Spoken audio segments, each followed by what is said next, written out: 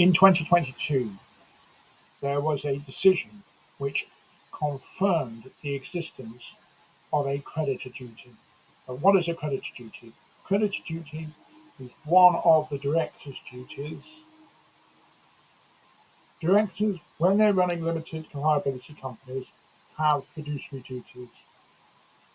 And there was a very substantial debate. In fact, it was so substantial it went all the way up to the highest court of the land, to the Supreme Court. And the judges there had to decide a number of things. And one of the core aspects of their decision was whether or not this so-called creditor duty existed. And what the Supreme Court said was that, yes, there is a creditor duty. Directors owe this duty when a company is insolvent, on the verge of becoming insolvent, or where solvency is such an issue that insolvency is not a remote prospect, that the interests of creditors intrude. They then rank alongside the interests of the members or the shareholders, which is what the directors ordinarily will owe in terms of their duties to the company. And the interests of the creditors need to be considered.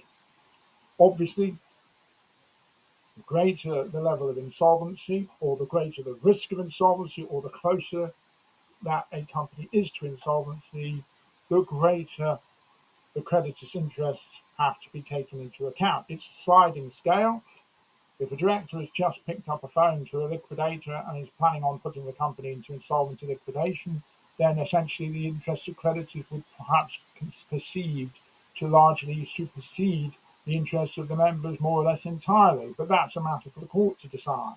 Ultimately, what the Supreme Court said, which backs up in effect what is set out in section 1723 of the Companies Act 2006, is that yes, there's a creditor duty. It confirmed the position that was a long-standing decision in the case of West Mercia Safetyware versus Dodds, which also had its roots in a historic Australian decision known as Kinsella.